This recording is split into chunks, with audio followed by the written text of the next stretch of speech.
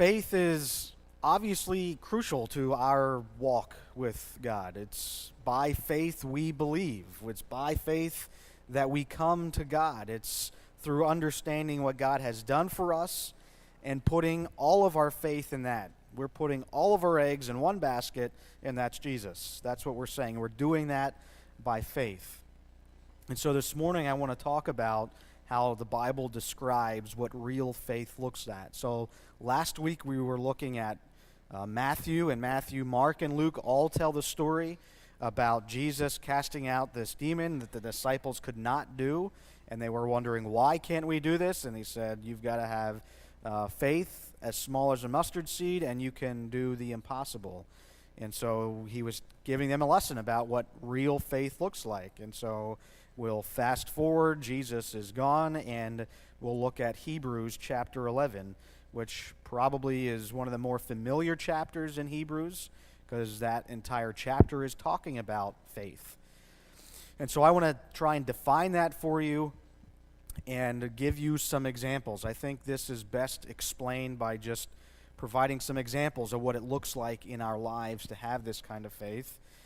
And so I'm going to do that in this way first. I'm going to try and give you a story or an analogy to use to help us think about what real faith looks like. So we're going to go with this theme. You didn't think I'd be able to work in the Super Bowl and the Eagles being in the Super Bowl into a Sunday morning message, did you? Well, we're going to try. We're going to try and do that this morning. So I'm going to create this fake story and hopefully give you a little bit of a picture of what faith looks like. Because if you're an Eagles fan or you're a Phillies fan, you've got to have a lot of faith that they can actually win something. And lo and behold, they're in the Super Bowl right now. So here's the story.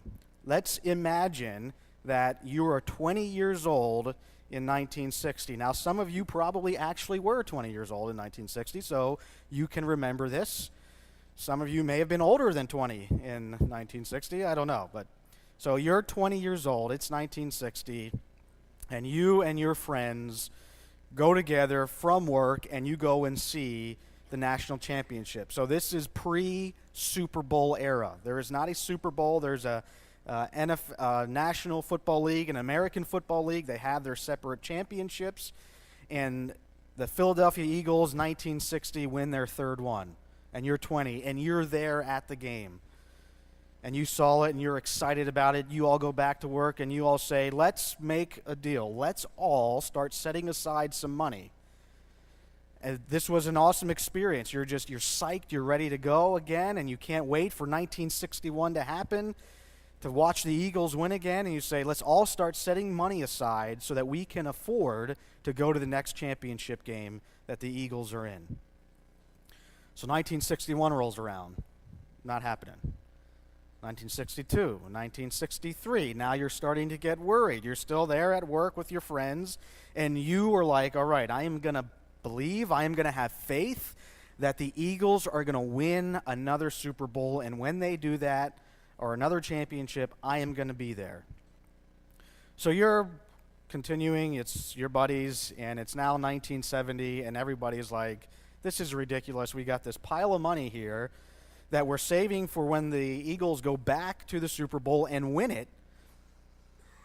We could use it for so many other things. We want to go on vacation, we want to do this, and so slowly all the guys that did this with you, or the girls, at work start spending that money. And they are starting to go on vacation, and they're starting to do this, and they're starting to do that, and they're having a lot of fun. All the while, you're there believing that it's going to happen, and you got that money there. And so now it's 1975, and same thing. And now it's 1980, and they're starting to make fun of you. They're like, you are ridiculous. You have been setting this money aside for this long. They have not gone back. In fact, they stank. They couldn't even have a winning record like all through the 70s, and you are still believing this team can do it. So 1981 rolls around. You're 41 years old. You're still at the same job. Back then, you worked at the same job for a long time. You didn't switch jobs 800 times like we do today. And so now it's 1981, and they're back. They're back in the Super Bowl. Now it's the Super Bowl. It's not these two separate championships. And what happens? They beat their arch rivals, the Dallas Cowboys, in the championship game, take them to the Super Bowl, and they're playing the Oakland Raiders. So did anybody remember that one, the 1981 Super Bowl? Some of you are starting to cry because you know what happened. They lose. Exactly, Luther. They lose. You go. You saved up all this money. All of your buddies are like, oh, man, he gets to go or she gets to go, and we can't be there. We spend it all, and you have faith that the Eagles are going to win, and they lose. So what do? You start saving up for the next time. You are saying, I have got faith that the Eagles are going to do it. And your friends are like, you are insane. Why would you do that? So you start doing the same thing, and now you're getting ridiculed for it. Now they think it's even more ridiculous, and you just start saving up again. So now you're 65 years old. You're like, hey, I'm getting ready to retire here, and it's 2005. And the Eagles are back in the Super Bowl. It's all paying off again. What a great retirement gift. You're going back to the Super Bowl to see the Eagles play. The Eagles are playing the Patriots in 2005. They're there. They lose again. All of it. They've lost again. So what do? What do you decide to do? Become a Patriots fan? Many people did. That's not real faith, though. That's what I'm talking about. You start socking that money away again because you have faith. You believe that the Eagles are going to do it. It's 2018. You are 78 years old. You're concerned about being able to walk into that stadium. You're looking for a good seat because you want to get to the bathroom because you're going to have to go 100 times during the game. And you're sitting there, it's 2018, this is the year. But everybody else, all your buddies, retired at home, they're sitting there watching it on the TV. And now's your chance. You have had faith since 1960. The game hasn't been played yet, so there's still a chance, people. You got to have faith that they can do it. And so now you're there, 2018, 78 years old, and you're going to watch your team win the Super Bowl. Now, I don't know what's going to happen to this person if they lose, if they're going to start socking it away again. But it looks like they've got that kind of faith that they, at 78, will take that Social Security check and start putting it into the savings account, and they'll wait until they're in glory and it doesn't matter anymore. So faith is that. That's what faith is. Faith looks funny to people sometimes. Real faith does. Because you are thinking something that you can't see. And even when the evidence seems to point to the opposite, you continue to believe. And that's what this guy did. He continued to believe, even through those tough years. I mean, I could change the Phillies into this. I mean, we did, had that one in my lifetime that I was able to watch and see. But other than that, it's been mostly 50 years of depression watching the Phillies. But you still have those people that believe. And real faith does that, even in the face of being ridiculed by friends for doing what he was doing, even in the face of being made fun of by them, even in the face of all of his friends are doing wonderful things, going vacations, using that money. He continues to sock it away because he has faith that they're going to win. And that's what real faith is. Real faith is looking in the face of reality and saying, I know it says one thing, but there's something I can't see that God can do. Now, of course, he was putting faith into this football team. Obviously, the analogy can only go so far. You and I are called to put our faith in God. And our author of Hebrews tells us why we can do that. And then he starts giving us example after example after example of people who did do that and what their faith looked like. So real faith is this. Real faith is chapter 11, verse 1 of Hebrews. Now faith is, he's going to define it for us, confidence in what we hope for, assurance in what we do not see. That's the definition he's using, and this is what the ancients were commended for. This is why God said you should look at this person and see that they were a person of faith. That's what the author's saying. Here's the definition: confidence in what we hope for, assurance in what we do not see. You cannot see it. If you could see it, it didn't really take that much faith. If you're a Patriots fan, it really didn't take that much faith to think, hey, they're going to win another Super Bowl. That's just what they do.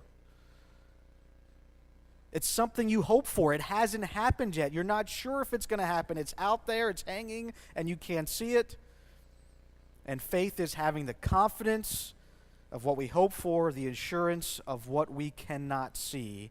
And this is what all the people that have gone before you and me, from the Bible until last week, or that person in your life that has gone on to glory, and their faithfulness, that's what they're saying.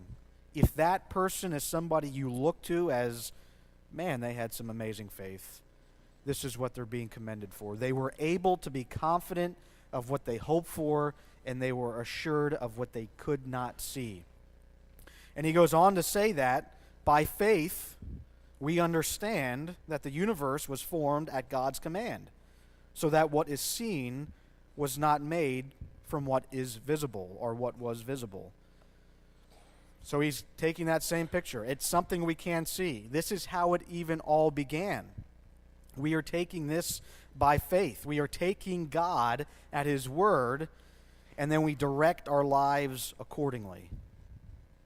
And we'll see the examples of people doing that. We'll talk about two specifically this morning, and then next week we'll look at a bunch more and what that faith looks like and how that applies to us. The kind of faith that God is looking for.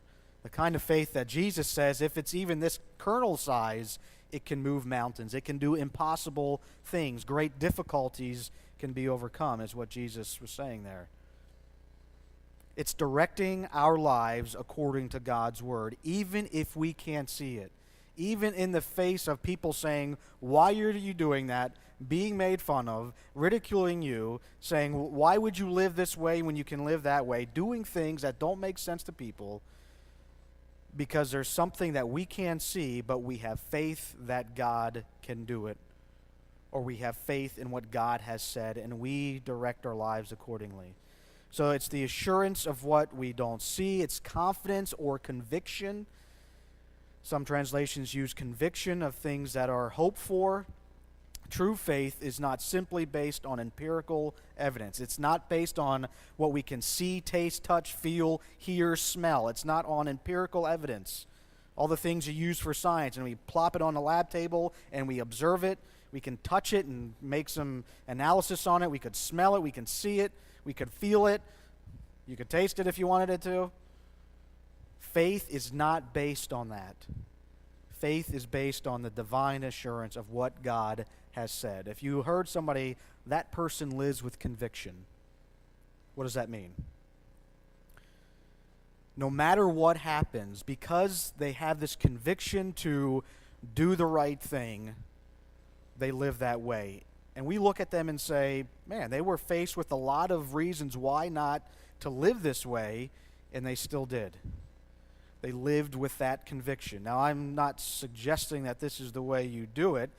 There is a guy that his father was moving into his house, and his father was very concerned about that because his father was autonomous. He liked to be able to control his own life. He lived with his wife when his wife passed on by himself for a long time, and he was afraid that his son would start regulating his ability to go out and drive, his ability to do X, Y, or Z because he was getting older and he was now living under his roof. Well, Larry had the conviction that he would not do that to his father. And he was so convicted of that that even when his dad should have had his driver's license pulled from him, he didn't do it. Because he told his dad he never would, and he was convicted to live that way, and he directed his life accordingly. Now, that's a hard decision to make, but that's what conviction looks like. You are so convinced of something that you will not waver from it. That's what conviction is, really. We complain about people or politicians who don't have any convictions. because they sway this way and that way. Who's ever got the best deal, who's ever got the deepest pockets, whoever can have the best perks. It seems like that's just what they do. And what do we say? They have no convictions. If they had convictions, they would not be swayed. They would be so convinced that this is how they should live, they wouldn't worry about that stuff. I wrote my local representative when I lived back home, and I was not happy with something that he did. It was probably when they first gave themselves the pay raises in Pennsylvania, and I wrote to him, and the basic response was that this is how it works in Harrisburg, and basically if I do this and agree to this, then I get that. So it's, you're playing back and forth. You're playing the game there. And I said, well, how do I know that you're not going to do something that I disagree with? If we're voting for you and you're saying you're going to do this, how can I trust you now? How can I put my faith in you when you just, hey, if I want to get this done, I got to do things that maybe I wouldn't normally do, or maybe you don't like? I was asking him to live with conviction and believe that doing that would be the right thing. And because you're doing the right thing, God would honor that. That's what faith is. Doing what we hope for. Being convinced and convicted that God will do what he says he'll do. That's what the ancients are commended for, is what the author says. Faith is the organ which enables people to see the invisible order. I can't see how this can possibly happen. Faith is the organ that God gives us to say, you don't have to see it, you can trust in me. You can believe my word. You can believe what I've said. So God says, and sums it up, the author of Hebrews sums that up with he starts out, if faith is confidence in what we hope for, assurance of what we do not see, and this is what all of the people that gone before us were commended for, this is where it starts. By faith, we understand that the universe was formed at God's command. So what is seen, all the stuff we look at, was made out of what was not visible. Psalm 33, 6 and 9. By the word of the Lord the heavens were made, their starry host by the breath of his mouth. For he spoke, and it came to be. He commanded, and it stood firm. That is what you and I base our belief on, all the stuff we're looking at right now. When you look outside and see creation, as believers who believe in the God of the Scriptures, of this Bible, we believe that out of nothing, God spoke, and it was. So the invisible, God can bring visible. The thing that we cannot see, the thing that we're hoping for, God says, trust me, because I already did it once before when I brought this world into being, and I spoke it from nothing, and God said, let there be light, and there was light. So let's say you don't believe in God. You don't believe that that's how it all happened, that's how it all worked. You believe in naturalistic thinking, science, and all that kind of stuff. Well, what are you believing in? What are you putting your faith in? It's still faith. You weren't around at the creation of the world. So when you're sitting in school and they're teaching you this, you're putting faith in whatever that book is saying. If Stephen Hawking is the smartest, most intelligent guy in the world, and he's telling you he wasn't around at the creation of the world, he's saying, well, this is how it all started. You're putting faith in what he's saying. And in both instances, I can tell you, I believe there's pointers, there's evidence of why it is not irrational to think that God spoke this world into creation, why it's not irrational to think there is a creator. And Stephen Hawking and his gang will say, well, here's the reasons why science explains it. But you're still putting faith in that. It still takes an element of faith in both of those things. And God is saying he has spoke it into existence, and when we come to him, that is what we're believing. That is what we are exercising, that faith, that we believe God says, and it is. And I don't believe it's irrational to think that. But God isn't bringing people into the kingdom simply by evidence. And if you just point enough evidence, then I trust in you, God. Because you can get a smarter guy that comes in the room and says, well, here's why that's wrong, and now all of a sudden, you don't believe it anymore. Because that's not what faith really is. There's no such thing as blind faith. That's all faith. It's what you can't see. That's what faith is.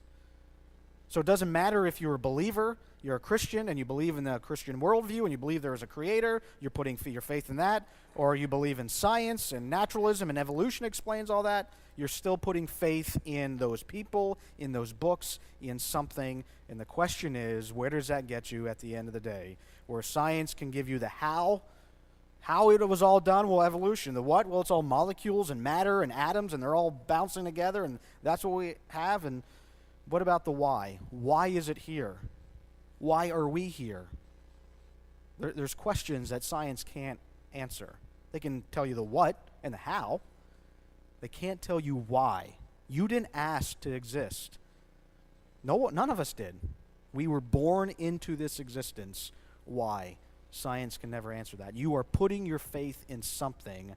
The author of Hebrews says the best place to put that faith, even when you can't see things, because that's what real faith is in God. God summoned into existence what had not existed before. We are putting our faith in the unseen. God did it once before. He can do it again in our lives. Faith is something, and let me get to the examples here. Faith is something that I think is very easily displayed and exactly what God is wanting us to do. If you ever learned how to swim or you're teaching your kids how to swim, I'm teaching mine how to swim now. Lily's getting better and doing a better job. Leah is still working it out. And she is doing swimming lessons, so she's sitting alongside of the pool, and I'm usually on the edge of my seat because she always likes reaching forward and grabbing things. And one time she went, boop, right in the water. Now the girl who was teaching him got her out right away and sat her down, but she's still learning how to swim. This is one of the ways we teach them how to swim. They're terrified of the water at first. Well, not everybody is, I shouldn't say that, but my Lily was. She was afraid of the water. She wouldn't do this. She wouldn't jump into the water. She'd hang out in the baby pool. That's where it was comfortable. She could stand there. It's only like a foot, 2 feet, whatever. And she could stand in that baby pool and walk around and do that kind of stuff. And so we want to teach her how to swim. And so we get to the pool at 3 feet, and we're saying, jump off the side, and I'll catch you. And she didn't want to do it. She wouldn't do it. And I'm saying to her, trust me, I will catch you. And obviously, I was going to catch her. I wasn't going to let her fall in. It was just, we're trying to teach her that. So I'm telling her, trust me. What does she have to do? She has to put faith in her dad that he's going to do it. I'm putting faith. This is the first time I'm jumping off this wall. I'm putting faith in Dad that he's actually going to catch me. And so slowly that started happening. And so we got into a deeper end of the pool. We're doing the same exact thing, but it took a little bit more faith in her. I'm saying, okay, Lily, trust me. Jump. I will catch you. I'm not going to let you sink. I'm not going to let you fall. I'm not going to let you drown. She wouldn't do it at first. Slowly she started doing it. And she jumped. She had to put her faith in me to do something she'd never done before and trust that her dad was going to catch her. So now we're on the diving board if you've been over at the Haven Pool. She's on the diving board. She's got a life vest on. I'm at the bottom of the diving board saying, jump, I'll make sure I catch you. So she's got a life vest on. I'm down there. I've just caught her all her little life from 3, now she's 6 when this was happening, or 7, but she's still afraid to jump off of that diving board. She'd never done it before. She can't see how I'm all the way up here, he's all the way down there. She doesn't realize this life vest is not going to let her sink. Even after all these other safety features, she's scared to do it. She's got to put her faith in that vest. She's got to put her faith in her dad that she's going to catch her. He's going to catch her. That's how faith works. We can't see it. Even when we don't know, even when we're scared, faith is taking that leap off that diving board. Faith is doing exactly what Jesus said. You know this story. None of us can walk on water. If we went down, well, now it's frozen, so I guess we could walk on the water at Sawyer's Dam. Let's say it's not frozen, and I took all of you down there. How many of you think I could walk on water? Nobody thinks that? Come on, guys. I thought you liked me more. No, I can't walk on water. You're right. I would sink.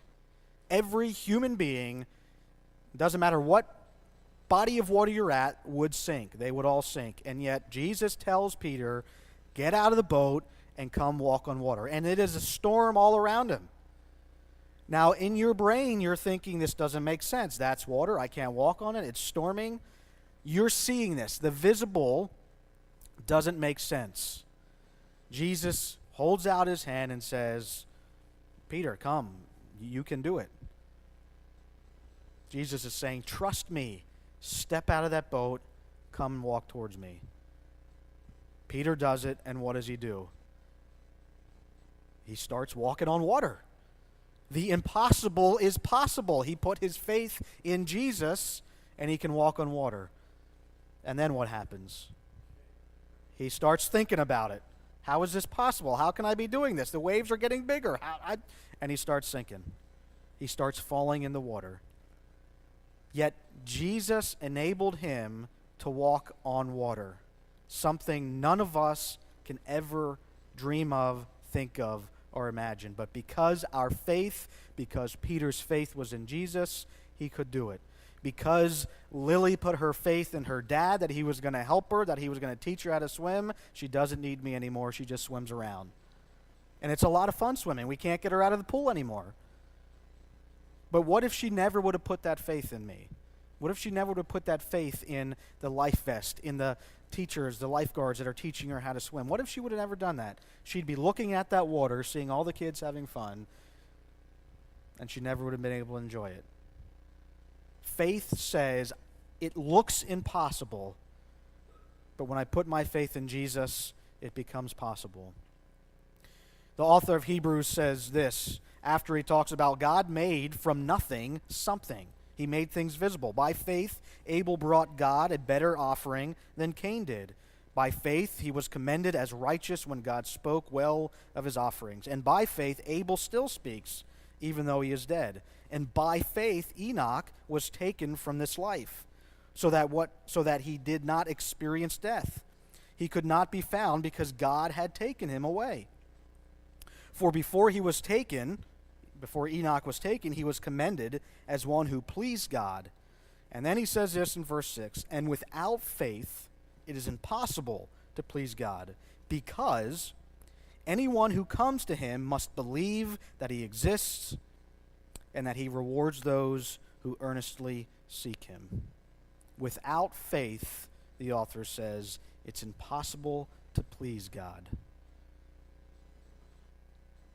Abel comes to God and brings this offering. Of course, his brother brings an offering as well. Cain, you know that story well.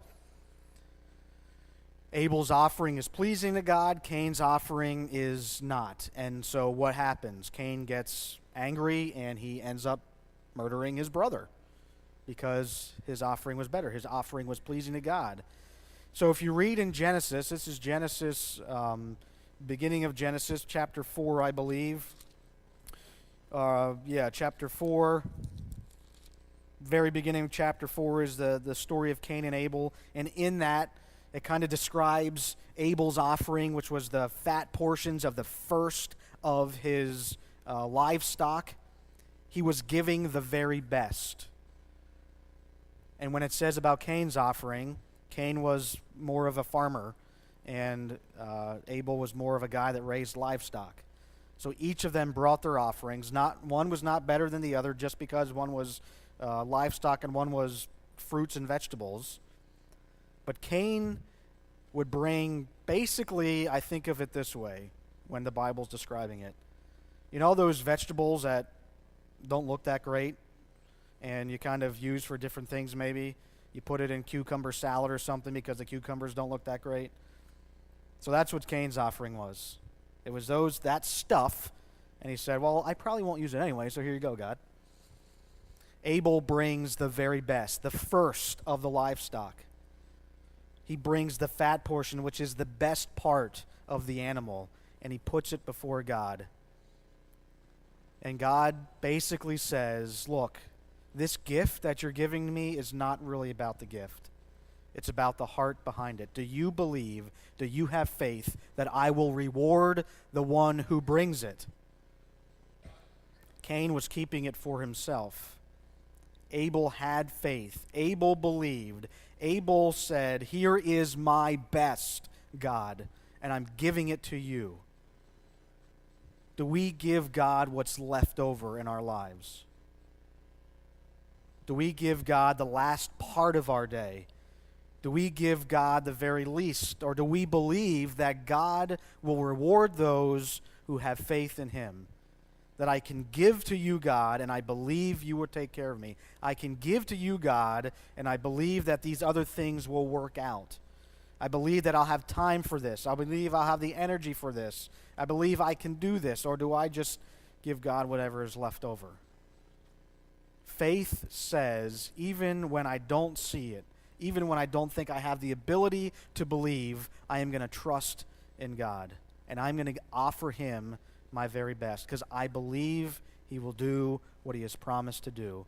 And Enoch is another story of faith and walking, where it says Enoch walked with God a total of 365 years. And after he had Methuselah was his son, he walked 300 years with God. He is the only one in that story in Genesis chapter 5, when we're listing out Adam's relatives, that is the only person that is said of. Where you would expect to see Enoch lived 365 years and died. You can read it for yourself. It's very repetitive, except when you get to Enoch, where it says Enoch lived 365 years, and then God took him, and he was no more. Enoch's faith in God enabled him to see God and not experience death. It seemed impossible that something like that would happen. Evidence that God was already saying to the world, death was not supposed to happen. Let me show you my son Enoch, who believes and has faith in me. And even before Jesus was on the picture, even before we had the resurrection, Enoch was taken by God. Man was not created for death, but for life. And Enoch proves that. And so the author of Genesis is tying together faith and your walk with God. If you want to have more faith, then you've got to have a closer walk with God. If you want to have more faith, then you have to say, I'm willing to take that step.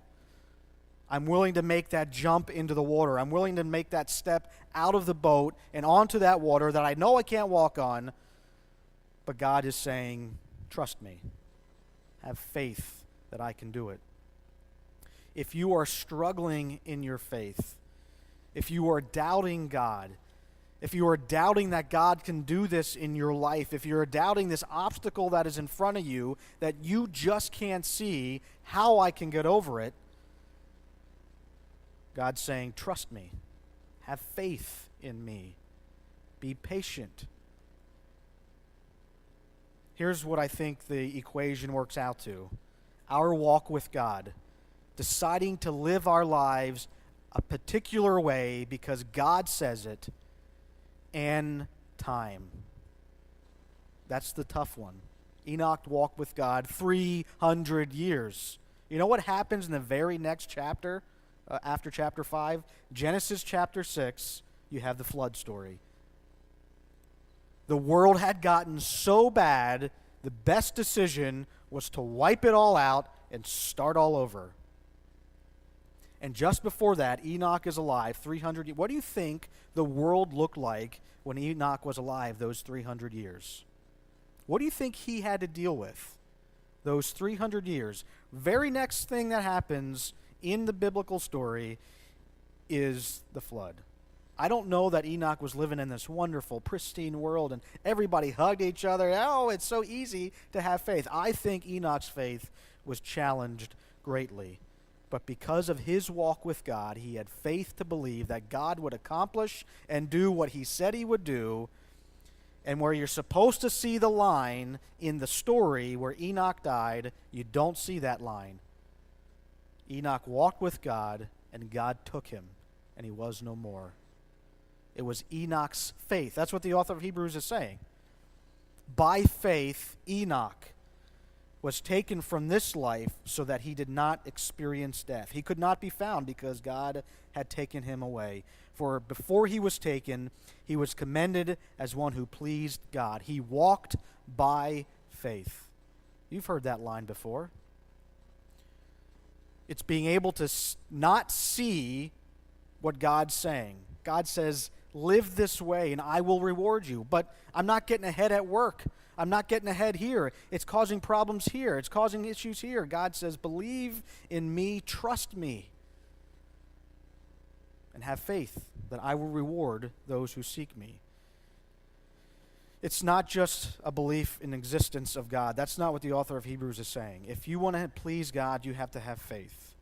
Not just in the existence of a God, but you have to believe that God exists, in that Yahweh, which is his name in the Old Testament, the God of the Bible, how he has revealed himself, Father, Son, and Holy Spirit, Jesus Christ, come to earth, resurrected and ascended.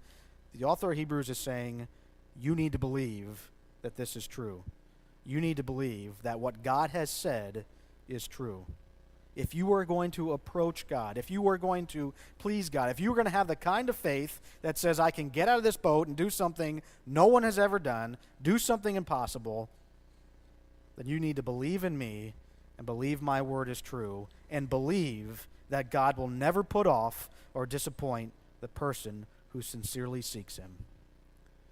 That says to every single one of us, we don't all have faith that moves mountains, and there's times that our faith is here and then comes back down to here. But God is saying, trust me, jump. Whatever's going on in your life, whatever's happening in your life, God's saying, trust me, have faith that the person who earnestly seeks me, I will not disappoint and I will not put off. I don't know what that means. I don't think that made it any easier for Enoch in those 300 years that he lived. I don't think it made it any easier for any of these other people in this story.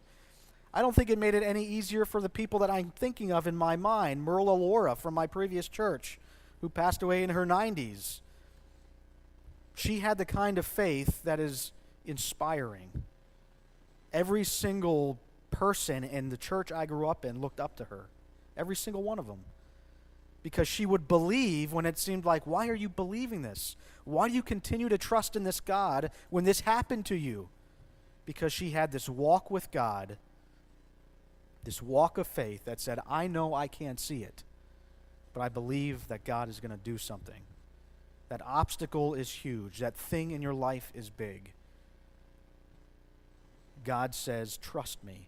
Step out of that boat, jump off that ledge, and when we do that, we do something we've never done before. We walk on water. Lily does something she's never done before. She can swim all by herself, and she loves it. That's what God is saying to us. That is what faith looks like. There's no such thing as blind faith. That's what faith is. We can't see it, God, but we trust you and believe that you can do it. Let's pray. God, thank you for the kind of faith that you can give to us that moves mountains, and not because we in ourselves can produce that kind of faith, but we are putting our faith in a God who can say to the world, let there be light, and it is. We can put our faith in a God who says, I will defeat death, I will defeat Satan, I will overcome this world, and you did. That's the God we're putting our faith in, Lord. Help us to believe that. Help us to live that way. How differently would our lives be, Lord? Help us to walk with you and not expect things to happen overnight, but see all of these stories. Enoch's life of 300 years, Noah's life of building an ark for 120 years, and see that it takes time to build this faith because you are getting us to that next ledge and telling us to jump. Now the water is a little bit deeper. And you're telling us again, jump. And now it's a little bit deeper. And you're telling us one more time, jump. Trust me. And we have to put our faith in you that you will bring about your purposes. Lord, I pray that for every person here this morning, that they would put their faith in you and see the amazing things that you can do. I pray this in Jesus' name. Amen. This morning I'll continue with my series about daring to believe and talking about that through the lens of faith. What does that look like to dare to believe and have the kind of faith that I said last week, the kind of faith that Jesus says moves mountains, the kind of faith that is just a small seed, a little kernel of faith, and God can do some amazing things with that. And so it's daring to believe that God can do that